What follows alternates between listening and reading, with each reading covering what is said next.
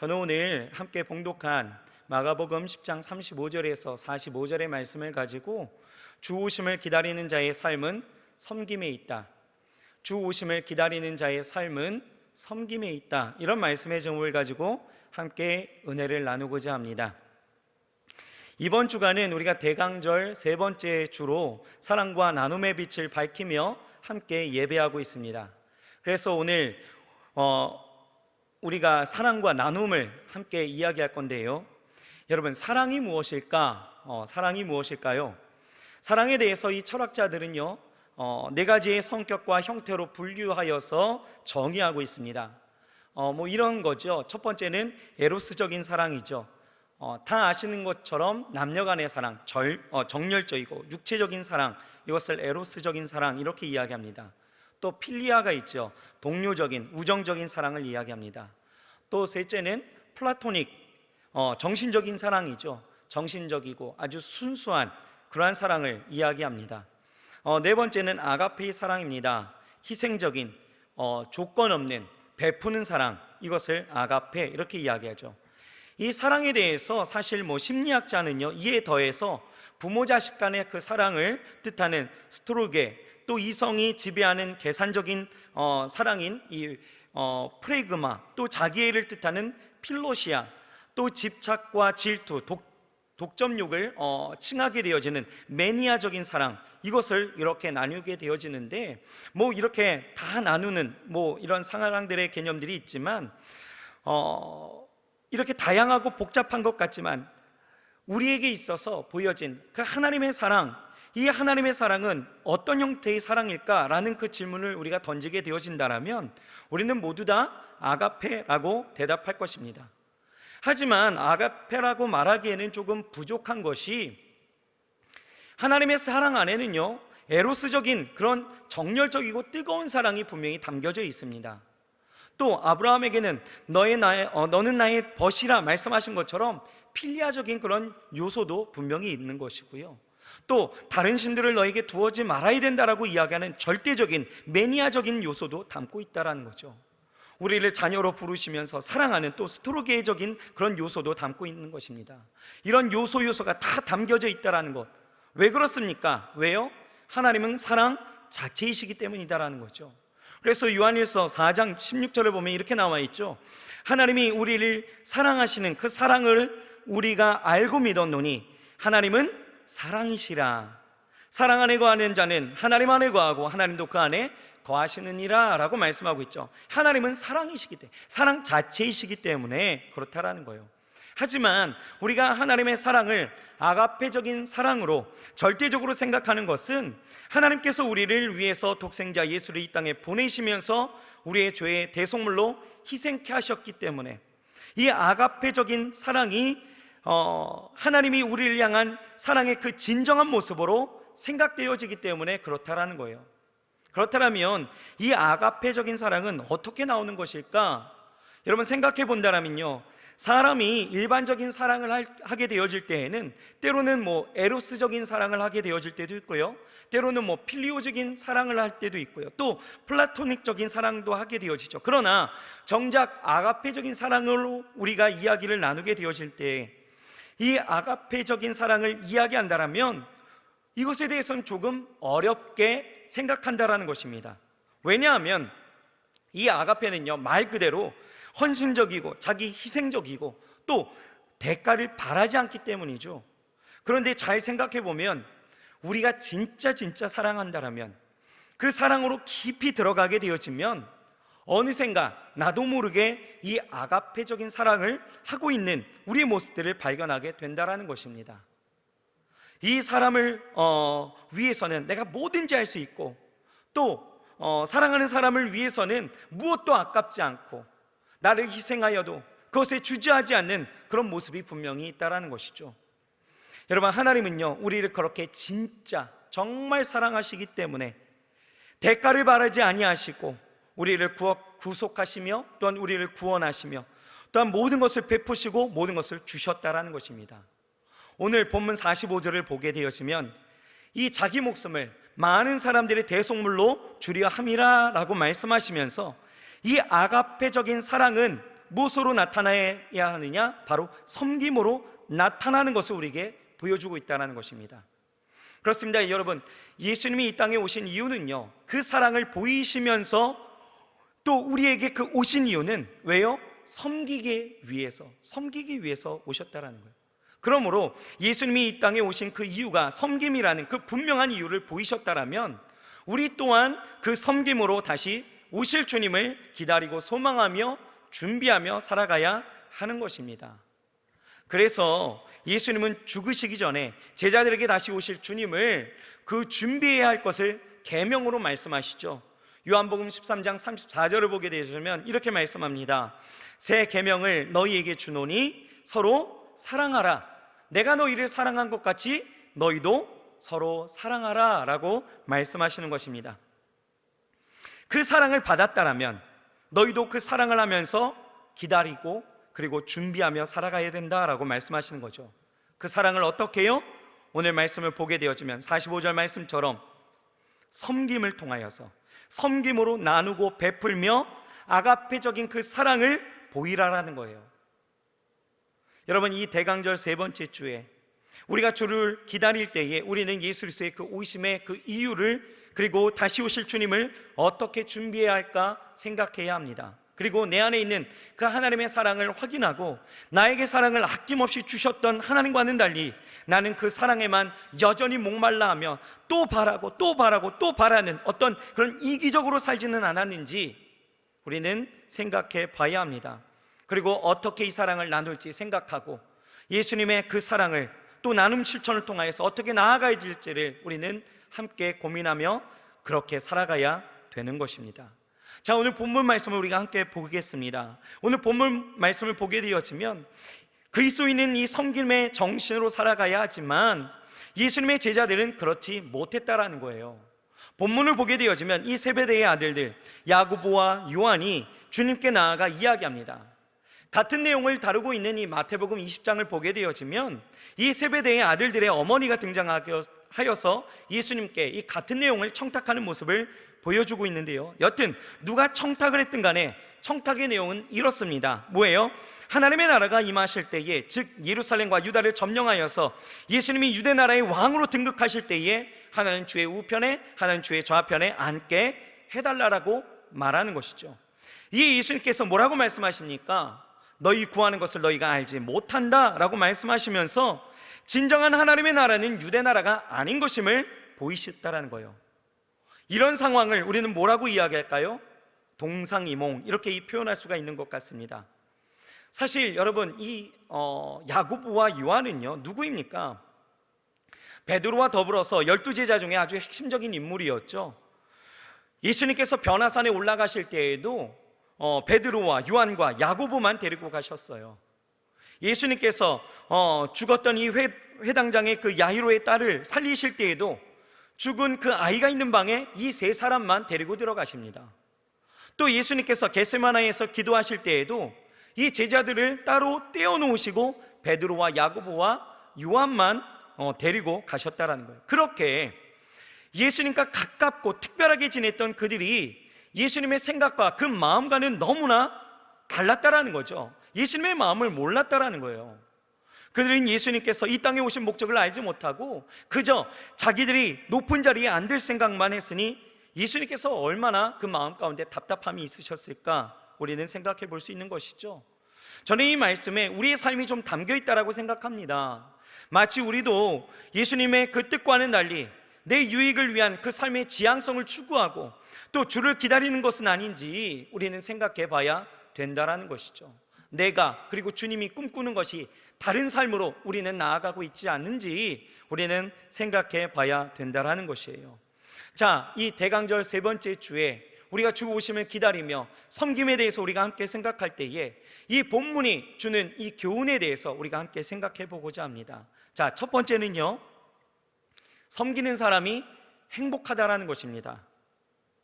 여러분, 야고보와 요한이 예수님께 높은 자리를 구합니다. 예수님과는 동상이몽이었지만 제자들은요 다 같은 생각이었던 것 같습니다. 어떤 생각이요? 주의 나라가 임할 때에 나도 높은 자리에 앉고 싶다는 생각. 왜냐하면요, 야고보와 요한이 이런 부탁을 하게 되어질 때에 예수님의 대답이 너희는 나의 고난의 잔과 세례를 받을 것인데, 하지만 이 자리는 주님이 소관하시는 바가 아니다라는 거예요. 그것과 관련해서는 다른 조치가 있겠다라고 말씀하시는 것이죠. 이에 제자들이 듣기에는 이제는 이것이 모든 것이 다 물 건너간 것처럼 여긴 이 제자들은요, 한마음 한통속이었습니다. 성경은 뭐라고 이야기하느냐? 41절을 우리가 같이 한번 읽어볼까요? 41절, 열제자가 듣고 야고보와 요한에 대하여 분이 여기거늘.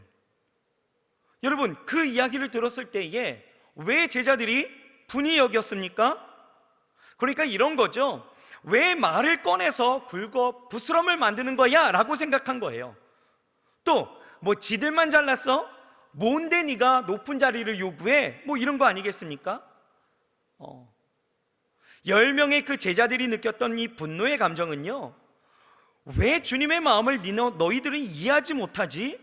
예수님이 오시는 이유는, 그리고 그 나라는 그런 것이 아닌데 도대체 왜 저러는 거야?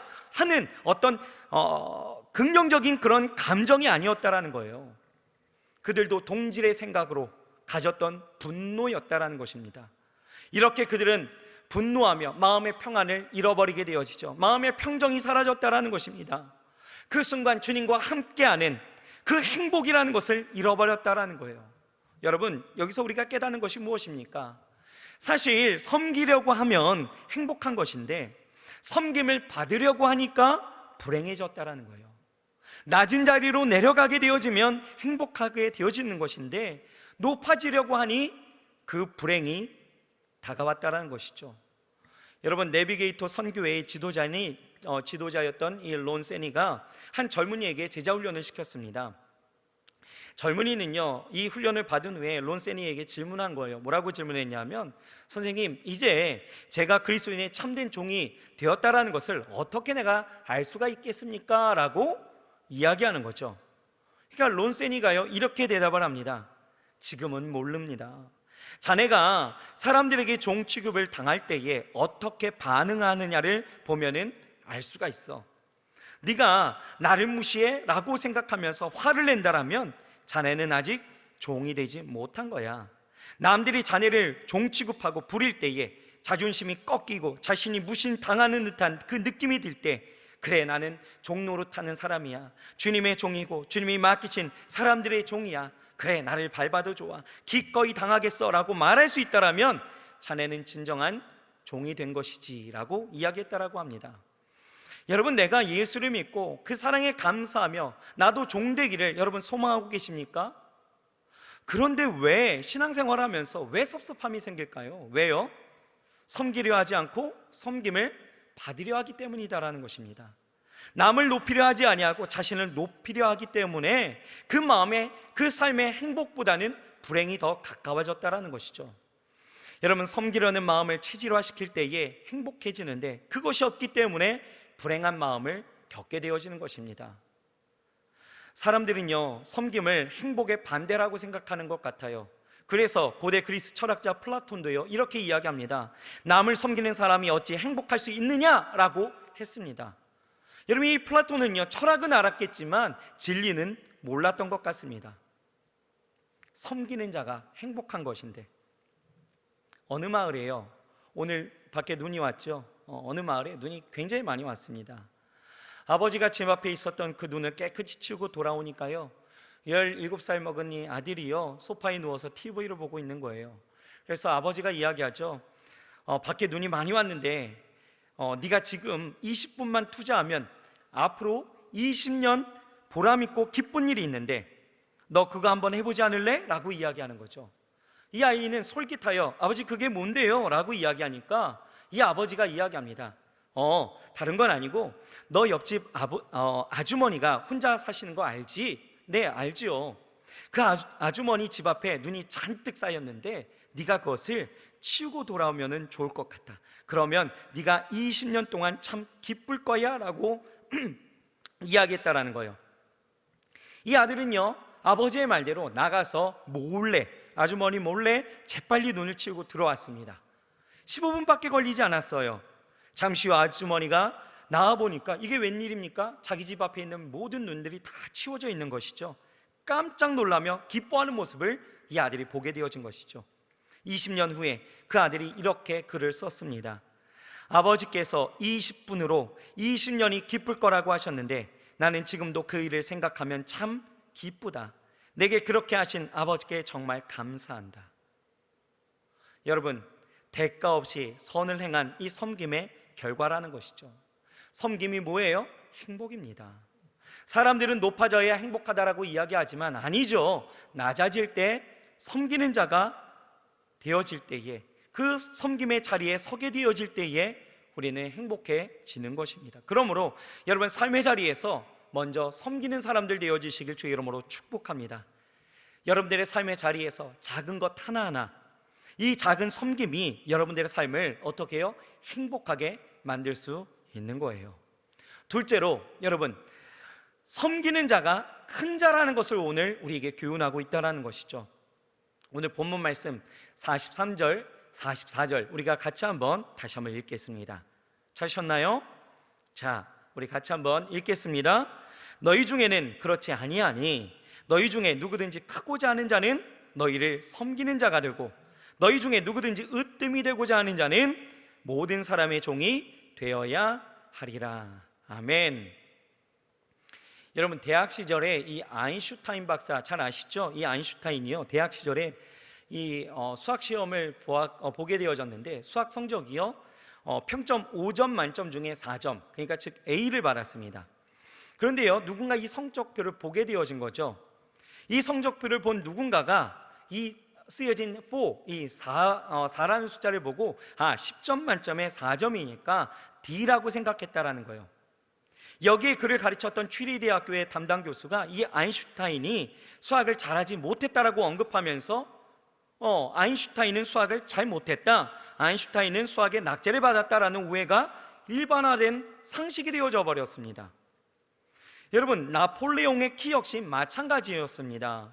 157이라는 키는요, 위인전에도 나오는 수치이지만 이 역시도요 5피트 7인치를 5피트 2인치로 잘못 읽어서 생긴 오해였다라는 거예요. 바뀐 수치로 따지게 되어진다면 나폴레옹의 키는요 170 정도로 당시 평균 키보다도 조금 더 큰 편이었다라는 것이죠. 여러분, 에디슨도요, 에디슨의 백열 전구도 마찬가지입니다. 조지프 왓슨이 이미 만든 것인데도 이 에디슨이 개량함으로 나아갈 때에 이 유명세에 밀려서 에디슨의 그 연구로 사람들에게 알려졌고 또 그것이 정설이 되어져 버렸다는 거죠. 여러분, 이처럼 우리가 알고 있는 상식이 오해로부터 나온 것처럼 우리가 살다 보면 그런 비슷한 오해들이 참 많이 있다는 거죠. 신앙의 원리 중에서 대표적으로 오해받는 것이 바로 무엇입니까? 섬김이라는 거예요. 섬김. 세상의 통치 방식은 어떻습니까? 남을 부리고 권력을 행사해서 남의 섬김을 받는 사람이 큰 자라고 여겼다라는 거예요. 우리나라는 특별히 또 유교 문화의 그 영향 아래에 있어서 남을 섬기는 것보다 섬김을 받는 일이 더 높임을 받게 되어지는, 그렇게 여겨지는 일들로 생각하게 되어지죠. 신앙생활도 마찬가지라는 거예요. 신앙생활을 하면서 이런 세상적인 가치관의 그 지배를 받게 되어지면서 섬김을 받는 것이 축복이라고 생각하게 되어진다는 것이죠. 여러분, 이것은 오해 중에서도 가장 큰 오해다라는 것입니다. 왜냐하면요, 성경을 보세요. 성경을 보면 이 다윗이라는 인물을 우리가 한번 생각해 본다면 다윗은 굉장히 큰 자였죠. 사도행전 13장 36절을 보게 되어지면 이 큰 자였던 이 다윗의 그 생애에 대해서 요약한 말씀이 이렇게 말씀하고 있어요. 다윗은 당시에 하나님의 뜻을 따라 섬기다 잠들어, 이렇게 말씀하고 있어요. 뭐 하다가요? 섬기다가. 하나님을 섬겼다라는 거예요. 하나님의 뜻을 따라서 살았던 사람, 하나님의 뜻을 따라서 섬기면서 살았던 사람이었습니다. 섬기면서 살게 되어졌을 때 어때요? 이스라엘의 역사상에서 가장 위대한 왕이 될 수 있었다라는 거죠. 섬기는 자가 여러분 큰 자가 되는 것입니다. 바울도 마찬가지라는 거예요. 바울도 섬기는 삶을 살았습니다. 고린도전서 9장 19절을 보면 이렇게 나와 있어요. 내가 모든 사람에게서 자유로우나 스스로 모든 사람에게 종이 된 것은 더 많은 사람을 얻고자 함이라 라고 말씀하고 있어요. 그 당시에는요, 자유인과 노예 두 신분이 있었습니다. 사도 바울은요, 자유인으로서 로마의 시민권을 가지고 있었죠. 그 당시 로마의 시민권을 가졌다라는 것은 엄청난 특권을 가지고 있었던 사람이었습니다. 또 사도 바울은요, 사회적으로 보게 되어지면 대단한 사람이었죠. 왜요? 가말리엘의 그 문화 가운데서 수학했던 사람입니다. 철학자로서는요, 아덴에서 철학만 논하는 그 철학자들을요 완전히 눌러버린 사람이 바울이에요. 예수님을 만나기 전에는요, 종교적으로도 또 유대교의 바리새인으로서 높은 지위에 있었던 사람이죠. 그리고 예수님을 만난 이후에도 평생 선교에 헌신하였고, 또 신약 성경의 절반을 기록하면서 전 세계에 영향을 미친, 선교에 영향을 미친 그런 사람입니다. 이런 사람이 여러분 모든 사람의 종이 되었다라고 오늘 선언하고 있는 거예요. 종이 뭡니까? 주인을 섬기는 사람이죠. 그는 다른 사람들을 섬기면서 그렇게 살았다라는 거예요. 누가 바울을 종으로 삼은 건 아니죠. 스스로 섬기는 그 종의 삶을 작정했다라는 것입니다. 이렇듯 하나님을 섬기고 사람들을 섬기면서 나아가게 되어질 때에 이 바울을 하나님은 더욱더 크게 사용하셨다라는 것이죠. 여러분, 예수님께서 오늘 말씀하시는 것이 뭐라고 이야기하고 있습니까? 너희 중에 누구든지 으뜸이 되고자 하는 자는 모든 사람의 종이 되어야 한다라고 말씀하고 있지 않습니까? 여러분, 우리가 이와 같이 우리의 삶의 자리에서 높임을 받고자 하는 어떤 섬김의 그러한 받는 자리에 우리가 서는 것을 기뻐하는 것들이 아니라, 여러분 어떤 자리에 있든지 우리는 늘 섬기는 자리로, 더 아래로, 더 겸손하게 내려갈 수 있는 우리의 모습들, 그런 삶의 자세와 태도가 우리 가운데 분명히 있어야 된다는 것입니다. 내가 나를 높이면요 한계가 있어요. 사람들이 나를 높이는 것은 분명히 한계가 있습니다. 하지만 내가 낮아질 때 하나님이 나를 높이실 때에는 그 한계를 초월할 수 있다는 것이죠. 내가 어떤 그런 초월성을 위해서 섬기는 것 아닙니다. 나는 그저 그 사랑을 받았기 때문에 낮아지는 것입니다. 낮아질 때에 하나님은 그런 은혜를 주신다라는 거죠. 또 셋째는요, 오늘 주시는 교훈은 바로 그거죠. 인생의 문제는 섬김으로 해결되어진다라는 것입니다. 여러분, 예수님이 왜 오셨습니까? 오늘 45절 분명하게 우리에게 말씀하시는 것은 섬김을 받으려 함이 아니라 섬기기 위해서 오셨다라고 말씀하고 있습니다. 예수님께서 십자가를 통해서 인류를 섬겨 주셨기 때문에 예수 그리스도를 믿는 자들에게 있어서 모든 문제가 사라졌다라는 거예요. 그 십자가의 사건을 통하여서 어떤 일들이 일어납니까? 죄의 문제가 해결되어졌죠. 인류 가운데서 가장 큰 문제, 누구도 해결할 수 없는 이 문제를 예수님께서 섬김으로 해결하셨다라는 거예요. 사망의 문제, 심판의 문제, 환경의 문제, 영원한 문제가 다 해결되어진 것이죠. 예수님의 그 섬김으로 인생의 문제가 다 해결되어졌다는 것입니다.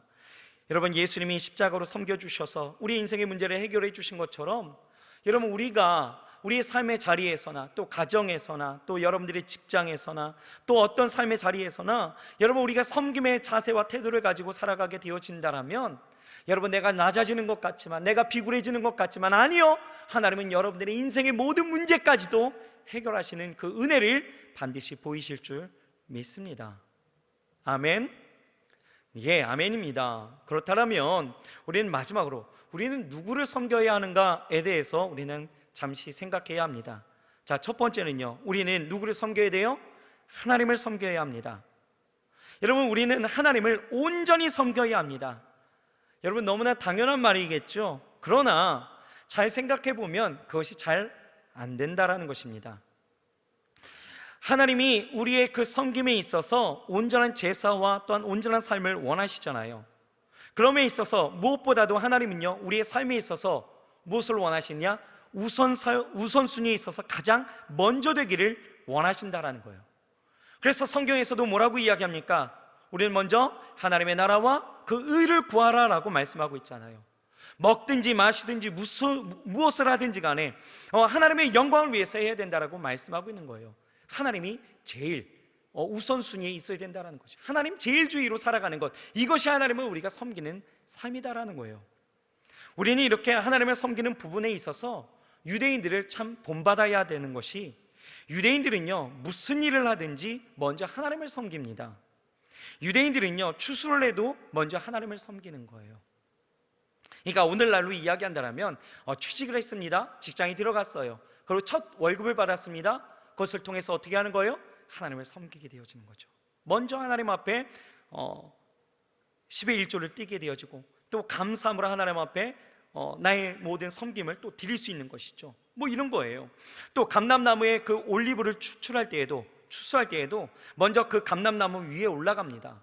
그리고 가장 윗부분에 있는 가장 잘 익은 열매를 따게 되어지죠. 그리고 그것을 틀에 넣게 되어집니다. 그리고 시계를 보면서 5분 정도 그래는 그 기름만을 받게 되어집니다. 그 기름이요 가장 좋은 기름이다라는 거예요. 유대인들은 그 기름을 하나님께 드리는 것입니다. 하나님 제일주의죠.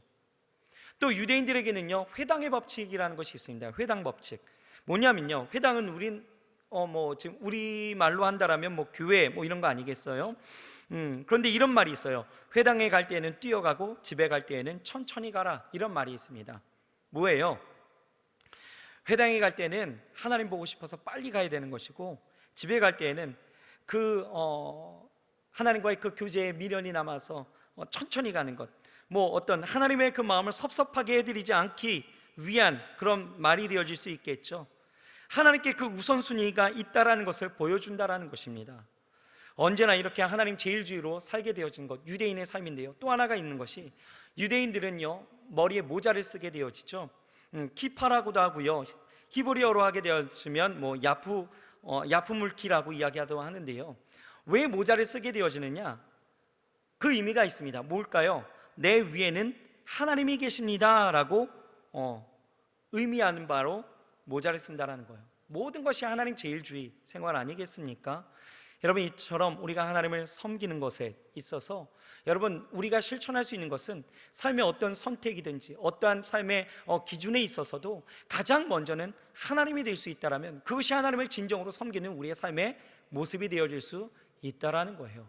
여러분, 정말 내가 하나님을 섬겨야 된다는 것은 알고 있지만, 여러분, 그 섬김에 있어서 내가 그 삶의 우선순위는 하나님이 가장 먼저였는지, 아니면 내가 급하다고 생각했던, 그리고 내가 먼저 해야 된다라고 생각했던 그 일이 먼저였는지를 우리는 좀 생각해 본다면, 내가 정말 하나님을 섬기고 있었는지 아니면 나를 섬기고 있었는지 우리는 판단할 수 있다라는 것이죠. 바라기는 우리 사랑하는 청년들과 우리 성도님들이요 정말 하나님을 섬기기를 원합니다. 그 섬기는 그 모습을 가지고 주 오심을 기다리면서 나아가는 이 대강절의 기간을 잘 보내고, 또한 우리 모든 삶의 신앙 가운데에서도 그러한 삶의 자세를 가지고 살아가야 될 줄 믿습니다. 섬김, 분명히 이러한 모습들이 우리 가운데 있어야 된다는 거예요. 또 둘째는요, 사람을 섬겨야 된다는 거예요. 여러분, 사람을 섬겨야 되는 그 이유에 대해서는 사람을 섬기는 것이 주님을 섬기는 것이기 때문에 그렇다라는 거죠. 마태복음 25장 40절을 보면 이렇게 말씀하시잖아요.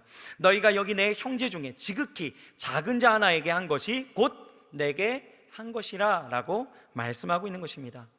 우리는요 가장 가까운 사람부터 섬겨야 합니다. 여러분들 주변을 한번 살펴보십시오. 누가 가장 가까워요? 우리 보영자매는 우리 의신 형제를 보고 있는데 남편이 가장 가깝죠. 우리 세연자매도 원형제가 가장 가까운 거예요. 그렇죠? 네, 가까운 사람 먼저 섬기는 거예요. 그리고 특별히 또 우리는요 누구를 섬겨야 되느냐? 우리 이웃 가운데 특별히 아픔을 당하고 있는 사람들을 우리는 섬길 수 있어야 된다는 것이죠. 어떻게 섬길까요? 어떻게요? 첫째는요, 나눔을 실천해야 된다는 것입니다. 내가 가진 것으로, 그것이 물질이 되었든 재능이 되었든, 하나님은 그것을 가지고 이웃을 섬기라고 우리에게 주신 것임을 우리는 믿고 내게 있는 것으로 섬길 수 있어야 된다는 거예요. 마치 베드로와 요한이 성전의 미문 가운데 앉아 있었던 그 앉은뱅이에게 내게 있는 것으로 너에게 주노니 라고 말하며 그를 일으킨 것처럼, 여러분, 우리의 삶 가운데 내게 있는 것으로 우리의 이웃을 섬길 수 있어야 된다는 것이죠. 구약 성경을 보게 되어지면요 이 나눔에 대해서 굉장히 중요하게 강조하고 있습니다.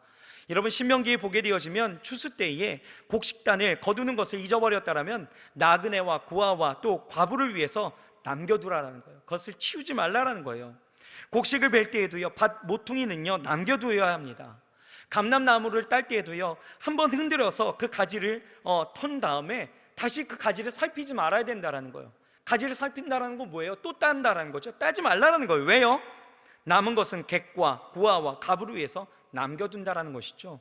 이것은 하나님의 명령이었습니다. 왜요? 섬김의 정신을 가리킨다라는 것이죠. 여러분, 섬김이 무엇입니까? 섬김은요, 디아코니아라고 이야기하는데요, 디아코니아는요, 시중드는 일, 섬기는 일, 이렇게 의미하게 되어지죠. 이 말이 기독교에 들어와서는 예수 그리스도와 교회를 위해서 자신을 바치는 것, 헌신하는 것, 자기 자신을 포기하는 생활, 이런 의미로 사용되어지고 있다는 거예요. 그런 의미에서 여러분, 2021년 우리 대학청년대교구는요, 이 섬김의 정신을 가지고 우리 교회 평신도 사역본부에서 진행하고 있는 여러분 집 고쳐주는 그 사역에 함께 동참하려고 합니다. 언젠가 이 공지가 나오게 되어질 때에 우리 청년들이 적극적으로 동참하셔서 어려운 이웃들에게 내게 가진 그 건강과 내가 가진 그 모든 달란트를 가지고 좀 같이 나눔과 사랑을 베풀 수 있는 그러한 헌신의 그 자리들이 우리 청년들로 좀 채워지기를 소망합니다. 그래서 이렇게 섬기는 자리, 우리가 이웃을 어떻게 해요? 내게 있는 것으로 섬기는 그 나눔의 실천의 그 모습들이 우리 가운데 있어야 될 줄 믿습니다. 둘째는요, 우리는 기도로서 섬겨야 된다는 것이에요. 우리는 기도로 사람을 섬기고요, 또 교회를 섬기고 국가를 섬기고 민족을 섬길 수 있습니다. 하나님은요, 아브라함의 기도를 들으시고 멸망당할 그 소돔성에 있었던 롯을 구원해 주셨죠. 아브라함은요, 기도로 롯을 섬긴 것이에요. 우리가 능력이나 또 물질이나 여러 가지의 가진 것들이 없다 할지라도 여러분, 섬기는 것이 불가능할까? 아니죠. 우리는 할 수 있는 것이 있습니다. 뭐예요? 기도할 수 있는 거예요. 기도로서 얼마든지 섬기는 것이 가능하다라는 거죠. 여러분, 그러므로 여러분 시간이 날 때에 다른 거 하지 마시고요, 되도록이면 기도하면서 섬기는 모습에 여러분의 그런 모습들을 좀 갖기를 소망합니다. 우리 교회는 참 좋은 모임, 예배, 기도회가 있잖아요. 그죠? 저녁에 성충 기도회가 있는데 어느 날 우리 예배팀의 어떤 형제가 저한테 전화가 왔어요. 목사님, 오늘 성충하나요? 오늘 성충하는데 왜? 그랬더니 저기 좀 시간이 있어서 오늘 성충에 가서 좀 기도를 해야 되겠다는 거예요. 그 전화를 받았는데 굉장히 마음이 좋더라고요. 그래, 참 좋은 모습이다, 뭐 이런 생각을 하게 되어졌는데요. 그렇습니다. 우리가 시간이 있을 때에 여러분, 우리는 기도로서 섬길 수 있습니다. 여러분들 많은 어려움에 그 형편 가운데 놓여진 일들이 있잖아요. 그때 뭐 하시겠습니까? 기도로서 가족을 위해서 섬기고, 여러분들의 동역자를 위해서 섬기고, 또한 교회를 위해서 섬기고, 교우를 위해서 섬기고, 또 무엇보다도 지금 어려운 이 현실 가운데 있는 이 나라 이 민족을 위해서도 섬길 수 있는 우리의 모습들이 있어야 된다는 거예요. 코로나19로 인하여서 많은 확진자가 일어나고 많은 어려움 가운데에서 지금 우리가 살고 있습니다. 이런 때에 그냥 언제까지 한탄하고 언제까지 한숨 짓고 언제까지 여러분들 불안해하면서 살아가시겠습니까? 우리가 할 일들이 있잖아요. 우리가 섬겨야 되는 일들이 있다는 거예요. 뭐예요? 기도로서 섬겨야 된다는 거예요. 나라를 위해서 그렇게 섬겨야 된다는 거죠. 여러분, TV에 나오는 어떤 국회의 그런 정체되어지는 모습들, 싸우는 모습들, 서로 간에 비방하는 모습들, 이런 거 보면서 한탄만 하고 있으시겠습니까? 아니죠. 저들을 위해서 우리가 기도해야 된다는 거예요. 기도로서 우리가 섬길 수 있다는 것이죠. 여러분, 우리는 기도할 수 있는 그 섬김의 자세가 분명히 준비되어져 있어야 합니다. 이 대강절에 정말 주오시는 다시 오실 예수님을 우리가 기다리면서 우리가 어떻게 살아가야 될까를 생각한다면 우리는 기도로서 섬기면서 살아갈 수 또 있어야 된다는 것이죠. 마지막 세 번째, 어떻게 해야 돼요? 모든 섬김 중에서 가장 최고의 섬김은 바로 무엇이냐? 복음을 전하는 것이다 라는 거예요. 복음으로 섬기는 것입니다. 최고의 섬김은요, 복음을 전하는 것입니다. 그것은 하나님이 가장 기뻐하시는 일이고, 복음이 사람을 변화시키는 유일하고 완전한 도구다라는 것을 우리는 알아야 되는 것이죠. 여러분, 제 친구 목사님 중에서 현재 안산에서 외국인 노동자들과 함께 교회를 섬기고 있는 친구가 있습니다. 이 친구가요, 전도사 시절 때에 이 외국인 노동자 사역에 비전을 결심하면서 있었던 일이었습니다. 하루는요, 이 친구가 이 사역의 비전을 가지고 오랫동안 근로자 선교를 하고 있었던, 외국인 노동자 선교를 하고 계셨던 한 목사님을 찾아가서 조언을 구하려고 했습니다. 그래서 찾아갔죠. 그리고 목사님에게 질문합니다. 목사님, 제가 이 억눌리고 있는 이 외국인 근로자들 편에 서서 악덕 기업주들과 싸우고 그들의 권익을 향상시키는 일에 내가 앞장서려고 합니다. 목사님, 제가 어디서부터 이 일을 해야 될지, 어떤 일을 해야 될지 좀 가르쳐 주시면 좋을 것 같습니다 라고 이야기했더니요, 그 말을 듣고 있었던 목사님이요, 이렇게 이야기를 합니다. 전도사님의 모습을 보니까 10여 년 전에 제가 여기 들어올 때의 모습이 그대로 보여지는 것 같습니다. 그런데 제 경험상 이 사역의 시작은 그 생각에서부터, 그 생각을 버리는 것부터 시작해야 합니다 라고 이야기하시는 거예요. 그러면서 하시는 이야기가, 외국인 근로자라고 무조건 선하고 기업주라고 무조건 악한 것은 아닙니다. 그 반대의 경우도 많이 있습니다. 내가 전도사님과 같은 그런 생각을 가지고 있다가 오랫동안 헛수고를 했습니다 라고 이야기했다라는 거예요. 그래서 이 친구가 묻습니다. 그렇다면 목사님, 제가 무엇을 해야 될까요? 라고 이야기했더니 목사님이 그렇게 대답했다라고 해요. 전도사님, 다른 거 없습니다. 복음을 나누기에 힘쓰세요.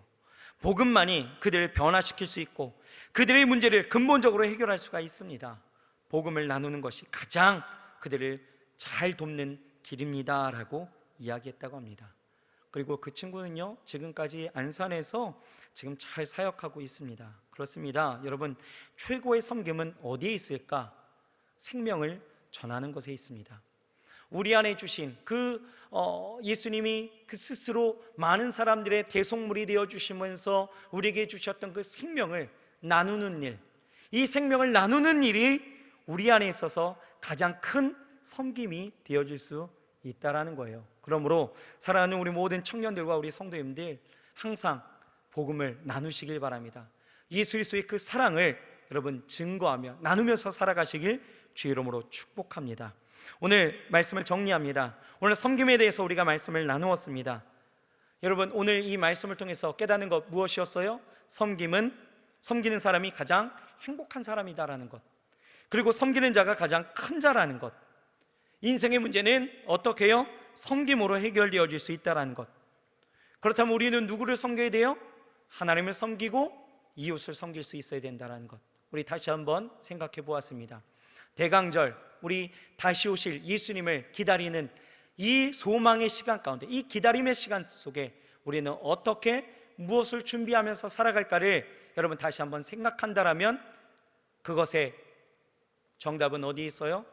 섬김에 있다라는 것을 기억하면서 여러분이 한 주간 주 안에서 승리하시고 여러분들이 살아가는 모든 삶 속에서 섬김으로 주 오심을 기다리며 나아가시길 주의 이름으로 축복합니다. 기도하겠습니다. 사랑의 하나님, 감사합니다. 주 오심을 기다리는 우리 모두가 아버지 하나님이여, 주님께서 이 땅 가운데 오신 그 이유와 같이 우리도 섬기며 살아가야 된다라는 것을 오늘 말씀하고 있습니다. 주신 사랑, 그 사랑을 깨닫고 우리도 이제 나누며 베풀며 살아가기를 소망합니다. 그렇게 주 다시 오실 날을 기다리며 그렇게 준비하며 살아가기를 소망합니다. 아버지 하나님, 우리 안에 다시 한번 섬기는 자의 그 모습을 갖게 하시고 섬김의 아버지 하나님이여 그 자세와 태도를 갖게 하셔서 우리의 삶에 어떤 지경에 있든지 그 삶의 자리자리에서 아버지 하나님이여 높아지려 하는 것들이 아니라 낮아지려 하고 더 섬기려 하고 더 낮아지는 것에 익숙해질 수 있도록 주께서 인도하여 주옵소서. 하나님 함께 하심을 믿고 자오며 예수님의 이름으로 감사하며 간절히 기도드렸사옵나이다. 아멘.